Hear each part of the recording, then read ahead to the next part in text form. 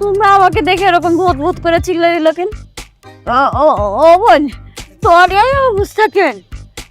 দাদিজান, বাস থেকে নেমে আসার সময় একটা ভ্যান গাড়ি দেখছিলাম। ভাবছিলাম ভ্যান গাড়িটা চালায় চালায় আমি তোমার কাছে আসবো। ভ্যান গাড়ি নিয়ে তোমার কাছে আসতে গিয়ে আমি কাদার মাটিতে পড়ে গেছি। আরে আচ্ছা, যাওয়ানে রয়েছে, তুমি এখন ফ্রেশ হইয়া হাত মুখ ধুইয়া আহো, তোমার আমি খাওয়ান দিতেছি। খিদা লাগছে না? আমার তো অনেক খিদা লাগছে। চলো চলো, আমি খাবার রেডি করতেছি। খাবার রেডি? এই ডিসকাস্টিং, খাম্বার মতন দাঁড়ায় আসুস কেন? হ্যাঁ, ব্যাগ নিয়ে ভিতরে আয়।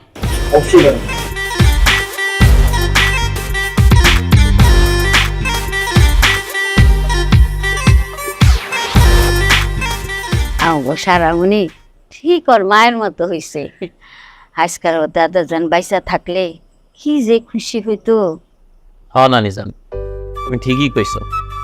আজকে যদি আমার নানাজান বাইসা থাকতো, তাহলে এই খুশিতে বাজার থেকে টাটকা ফল মূল শাক সবজি মাছ হাঁসের গোস্ত মুরগির গোস্ত গরুর গোস্ত খাসির গোস্ত সবকিছু কিনা বাড়ি ভরায় ফেলতো।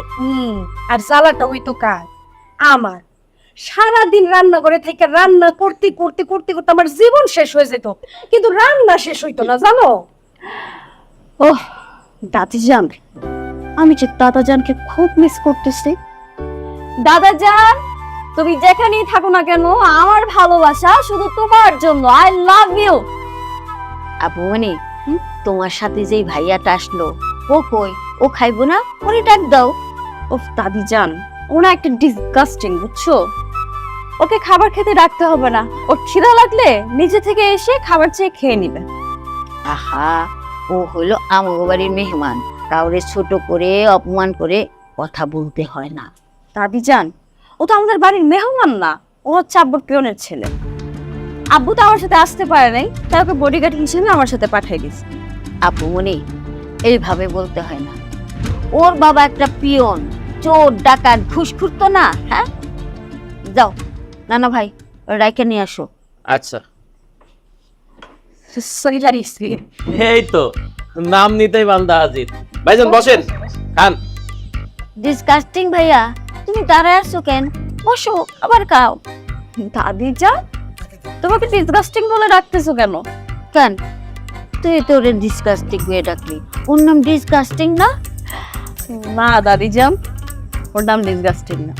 ওর কাজ আচার আচরণ আমি খুবই ফেড আপ, তাই ওকে আমি ডিসকাস্টিং বলে ডাকি। ওর নাম তো হচ্ছে জামাল মোল্লা। তোরা ডিজিটাল যুগের মানুষ, কখন যে কারে ইঙ্গিত করে কি কস আমি কিছুই বুঝি না। আই, তুমি বসো তো। আরে বাদ দে। How dare you! আমি যে টেবিলে বসে খাবার খাচ্ছি, তুমিও ঠিক একই টেবিলে বসছো? কাকি যখন তোমাকে একটু আদর করে কি বললো, তুমি সাথে সাথে টেবিলে বসে পড়ছো?